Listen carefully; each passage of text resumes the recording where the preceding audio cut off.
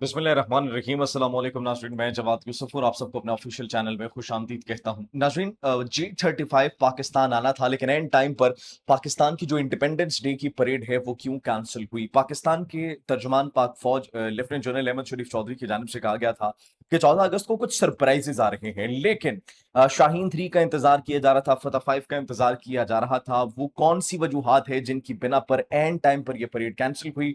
पाकिस्तान की तमाम तर आर्म्ड फोर्सेस, पाकिस्तान की रॉकेट कमांड फोर्स, पाकिस्तान की एयरफोर्स, पाकिस्तान की नेवी, पाकिस्तान की आर्मी, इन्होंने मिलकर कुछ वेपन्स का डिस्प्ले करना था। और वेपन्स के डिस्प्ले के साथ साथ भारत को बड़ी क्यूरियोसिटी थी। भारतीय टीवी चैनल्स इस वक्त ऑन थे, पाकिस्तान की परेड पर नजरें थी, लेकिन एंड टाइम पर पता चलता है कि यह परेड कैंसिल हो चुकी है। उस परेड की कैंसलेशन की वजह 14 अगस्त को वो ग्रैंड परेड क्यों नहीं हुई। J35 के इंडक्शन की खबर क्या झूठी है? क्या वाकई J35 पाकिस्तान को नहीं मिल रहे? क्योंकि भारत बहुत बावला हो रहा था, बहुत उतावला हो रहा था कि देखते हैं कि क्या सरप्राइजेस जो DGISPR लेफ्टिनेंट जनरल अहमद शरीफ चौधरी ने देने थे वो मिलते हैं। तो इस वक्त ये सवाल किया जा रहा है, लेकिन डिस्पाइट ऑफ ऑल दीज के ये परेड क्यों नहीं हुई, इसके साथ साथ दो बड़े और तगड़े सरप्राइजेस दिए गए हैं पाकिस्तान एयरफोर्स की जानिब से, जिन्होंने भारत को हिला के रख दिया है।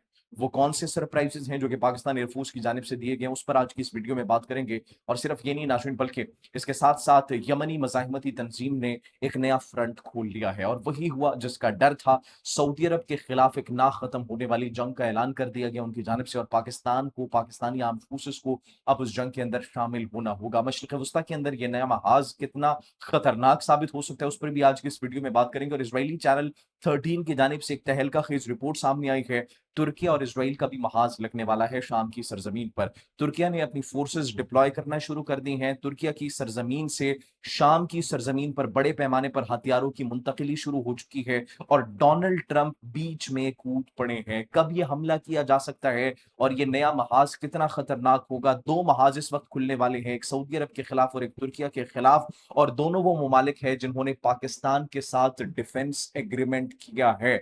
इन दोनों पर हमला, नाज़रीन, ये एक कैलकुलेटेड हमले की इस वक्त इतलात मौसूल हो रही है। The timing is very important, क्योंकि दो ऐसे ममालिक जो कि पाकिस्तान के साथ जॉइंट डिफेंस एग्रीमेंट कर चुके हैं, उन्हीं दोनों ममालिक के खिलाफ एक जानिब इसराइल महाज खोलने वाला है और एक जानिब यमनी मज़ाहिमती तंजीम। तो क्यों ये महाज खुलने वाला है, इसके कॉन्सिक्वेंसेस क्या होंगे और किस तरीके से यह महाज खोला जाएगा, क्या खबरें इस वक्त मौसूल हो रही हैं, सऊदी अरब का क्या रिस्पॉन्स होगा, पाकिस्तानी आर्मी वहां पर जाएगी, एयरफोर्स वहां पर मुकम्मल तौर पर तैयार है। और सिर्फ यही नहीं, बल्कि इसके साथ साथ जो तुर्किया की फोर्सेस हैं उनको हाई अलर्ट पर कर दिया गया है। किस तरीके से वो टैकल करने वाली है और कब हमला किया जाएगा, तमाम तरह डिटेल्स पर आज की इस वीडियो में हम बात करेंगे। लेकिन सबसे पहले बात करते हैं 14 अगस्त की, यौम आजादी की, जब भारत की टेलीविजन स्क्रीन पर तमाम तर भारतीय शहरी पाकिस्तान की परेड को देखने के लिए बेताब थे, उतावले हो रहे थे। और अब ये मॉक किया जा रहा है कि हाँ, आ गया भाई J35 की इंडक्शन होनी है। लेकिन सबसे अहम सवाल ये है कि अभी क्यों नहीं हुई, और उससे भी अहम सवाल ये है कि एंड टाइम पर पाकिस्तान की तमाम तर जो आर्म्ड फोर्सेज हैं, जॉइंट आर्म्ड फोर्सेज, उनकी परेड क्यों नहीं हो पाई। नाज़रीन, शाहीन 3 के हवाले से सरप्राइजेस की बात की जा रही थी, फतह 5 के हवाले से सरप्राइजेस की बात की जा रही थी, लेकिन ये सब इसलिए नहीं हुआ क्योंकि नाज़रीन सिक्योरिटी कंसर्न्स थे। सबसे पहले आपको बताते चले कि गुजरावाला कैंट के अंदर और दीगर कैंट्स के अंदर आर्टिलरी का और जो पाकिस्तान के मकामी तौर पर वेपन्स हैं उनका डिस्प्ले किया गया। और न सिर्फ ये डिस्प्ले किया गया, बल्कि दो खतरनाक सरप्राइजेस भी दिए गए पाकिस्तान एयरफोर्स की जानिब से। वीडियोस जेर गर्दिश है, जिसमें एक तो बंकर बस्टर बॉम्ब पाकिस्तान ने बना लिया है, वो पाकिस्तान के पास आ चुका है, मकामी तौर पर तैयार करता है। दूसरा, पाकिस्तान ने सैटेलाइट्स तक रसाई हासिल करने के लिए और स्पेस के अंदर अपने वेपन्स को भेजने के लिए मकामी तौर पर रॉकेट की जो है वो तकमील, वो अब कुछ रिपोर्ट्स कह रही हैं हो चुकी हैं, और कहीं पर ये स्पेकुलेशंस की जा रही है कि वो इस वक्त बड़ी तेजी से जारी है। तो पाकिस्तान मकामी तौर पर रॉकेट भी बना रहा है ताकि खला से फिर खतरनाक हथियारों को कंट्रोल किया जा सके, सर्वेलेंस की जा सके, और खला के अंदर भी पाकिस्तान की प्रेजेंस मौजूद हो। ये दो वो सरप्राइजेस हैं जिन्होंने भारत को हिलाकर रख दिया। अब आते हैं मुद्दे की तरफ कि पाकिस्तान की परेड क्यों कैंसिल हुई। नाज़रीन, पाकिस्तान को सिक्योरिटी खतरात लाहक हैं। पाकिस्तान के भारत के बॉर्डर पर इस वक्त हाई सिक्योरिटी चैलेंजेस हैं, और न सिर्फ सिक्योरिटी चैलेंजेस है, बल्कि हमने उस बॉर्डर को सिक्योर करना है। दैट इज द रीजन फौज वहां पर हाई अलर्ट है। बलूचिस्तान के बॉर्डर को हमने सिक्योर करना है, अफगानिस्तान के बॉर्डर को हमने सिक्योर करना है, ईरान के बॉर्डर को भी हमने सिक्योर करना है। और फिर ऑपरेशन रद्दुल फितना 3 जारी है, बलूचिस्तान के अंदर इंटेलिजेंस बेस्ड ऑपरेशन जारी है, खैबर पख्तूनख्वा के अंदर इंटेलिजेंस बेस्ड ऑपरेशन जारी है। तो इस तमाम तर सूरत हाल को देखते हुए जब ये जॉइंट एक परेड होती है आर्म्ड फोर्सेस की, उसके अंदर तमाम तर यूनिट्स को बुलाना होता है, रिहर्सल होती है, and it takes 5 to 6 days, इससे ज्यादा दिन भी लग सकते हैं रिहर्सल की, परेड की, और तमाम तर वो मैकेनिज्म, तमाम तर उस इवेंट को एक सक्सेसफुल बनाने के लिए।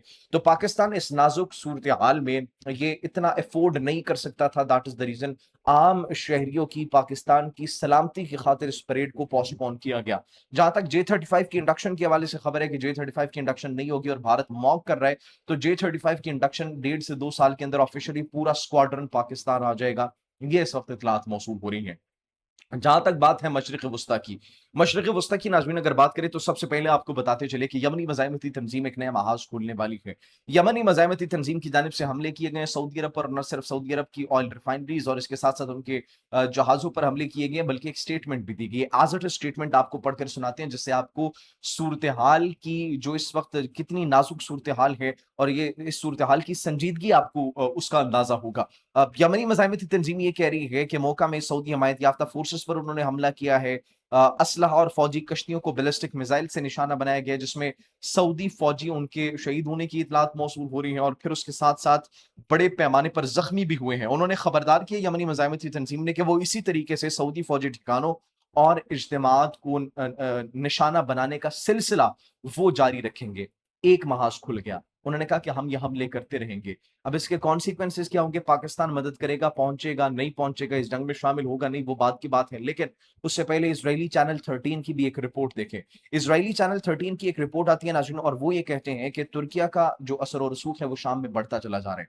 फौजी साजो सामान बड़े पैमाने पर मुंतकिल किया जा रहा है, और सिर्फ फौजी साजो सामान मुंतकिल नहीं किया जा रहा, बल्कि मिलिट्री की डिप्लॉयमेंट भी की जा रही है। Why the reason? क्योंकि सऊदी अरब और एक तरफ यमन का जो महाज है, ऑन दी अदर हैंड अगर देखा जाए, सऊदी अरब का असर और रसूख यमन के अंदर है, फिर ईरान का असर और रसूख भी यमन के अंदर है। उसी तरीके से तुर्किया का असर और रसूख शाम की सरजमीन में है, शाम की लीडरशिप में है, शाम को वो सपोर्ट कर रहे हैं, शाम की मिलिट्री को भी सपोर्ट कर रहे हैं, और शाम के अंदर जो अभी मौजूदा गवर्नमेंट है उसको सपोर्ट कर रहे हैं। और ये कहा जा रहा है इजरायली चैनल 13 की जानिब से कि शाम के अंदर उन्होंने अपनी मिलिट्री, अपना साजो सामान वहां पर मुंतकिल किया था और शाम की सरजमीन से इसराइल पर हमला करने वाले थे, लेकिन डोनाल्ड ट्रंप ने बीच में मदाखिलत की। हमने देखा कि ये जो रिजीम टॉपल हुआ शाम के अंदर, तो उसके बाद हमने देखा कि उसके अंदर तुर्किया का बड़ा एक इंपॉर्टेंट रोल था, बड़ा एक इंपॉर्टेंट किरदार था। अब इसराइल की जानिब से चूंकि ये जो मौजूदा करंट रिजीम है, ये तो इतनी इनकी मिलिट्री पावर नहीं है, जितने भी उनके वेपन डिपोज थे, मिलिट्री इंस्टॉलेशन थी, उन तमाम तर को तबाह कर दिया गया। और वो जो नया रिजीम था वो एक रेजिस्टेंस के थ्रू आया था, वो इतना पावरफुल नहीं था कि इसराइल के हमलों को कन्फ्रंट कर सके। तो इसलिए शाम ने अपनी मिलिट्री की डिप्लॉयमेंट के साथ साथ अपना फौजी साजो सामान भी तुर्किया ने एक्चुअली शाम में भेज दिया है। That is the reason Israel को एक खतरा लाक है, और इसराइली चैनल 13 ने इस बात का इंकशाफ भी किया है कि सिर्फ इसी वजह से बहुत बड़ा खतरा इस वक्त इसराइल को है। और सिर्फ खतरा नहीं है, बल्कि उन्होंने कहा कि ट्रंप ने मदाखलत की है, इसराइल पर हमला होने वाला था, तुर्किया की फोर्सेस रेडी थी, उन्होंने हमला कर देना था, लेकिन हमला इसलिए नहीं हो सका क्योंकि डोनाल्ड ट्रंप ने मदाखलत की। डोनाल्ड ट्रंप ने, आपको याद होगा, F-35 देने की बात की, कान का इंजन देने की बात की, इसके साथ साथ तुर्किया के साथ बड़ा मीठा मीठा हो रहे थे। That is the reason Donald Trump मनाने गए थे तुर्किया को कि इसराइल पर हमला नहीं करना, आप जो चाहते हैं वो हम आपको देंगे। और इसराइल को इसी बात की तकलीफ थी कि इनको टेक्नोलॉजी दी जा रही है, इनको इतना फेवर दिया जा रहा है, इनके अपने पास इतने खतरनाक वेपन्स हैं। तो इसकी वजह क्या है? वो वजह अब इजरायली चैनल 13 ने अनवेल कर दी है, और वो वजह बता दी है कि शाम की सरजमीन से हमला होने वाला था, एक नया महाज खुलने वाला था। तुर्किया, पाकिस्तान, सऊदी अरब, जॉइंट डिफेंस एग्रीमेंट। तुर्किया के खिलाफ इसराइल रेडी था, हमला कर सकते थे वो, जब अटैक होना था तो ज़ाहिर सी बात है कन्फ्रंट उन्होंने करना था। सऊदी अरब के खिलाफ यमनी मज़ाहमती तंजीम ने ना खत्म होने वाली एक जंग का ऐलान कर दिया है। तो अब देखना यह है नाज़रीन कि सूरत हाल ये क्या सिर्फ एक वैसे ही हमें नजर आ रहा है, या फिर हमें इसके अंदर कोई सिमिलैरिटीज दिखाई दे रही है? ये बाय चांस ही ये तीनों ममालिक के खिलाफ ये महाज खुलता हुआ दिखाई दे रहा है? नहीं, तीनों ममालिक के खिलाफ बाय चांस महाज नहीं खुल रहा। सऊदी अरब बहुत बड़ा खतरा है, तुर्किया भी बहुत बड़ा खतरा है, और पाकिस्तान तो सबसे बड़ा खतरा है। दैट इज द रीजन तीनों ममालिक को, जिनके दरमियान जॉइंट डिफेंस एग्रीमेंट हुआ है, मक्का डिफेंस एग्रीमेंट, इन तीनों ममालिक को एक साथ मुख्तलिफ फ्रंट्स पर इंगेज करके इनको कमजोर करके तोड़ना है, और ताकि अपने ग्रेटर इसराइल के प्लान को कामयाब बनाना है। This is actually the real plan. लेकिन ऐसा होने वाला नहीं है। पाकिस्तान मुकम्मल तौर पर तैयार है, तुर्किया मुकम्मल तौर पर तैयार है, सऊदी अरब तैयार है और तीनों एक दूसरे को सपोर्ट करने के लिए तैयार है। पाकिस्तान ने न्यूक्लियर अम्ब्रेला के शेड के नीचे दोनों ममालिक को ले आया है। सऊदी अरब की इकोनॉमी स्ट्रांग है, इकोनॉमिकली वो सपोर्ट कर रहे हैं। तुर्किया की फोर्सेस और उनकी वेपन्स और दीगर टेक्नोलॉजी बहुत स्ट्रांग है, वो उस तरीके से सपोर्ट कर रहे हैं। This is not going to happen. जो दुश्मनों के इस वक्त मकासद है वो नाकाम होकर रहेंगे।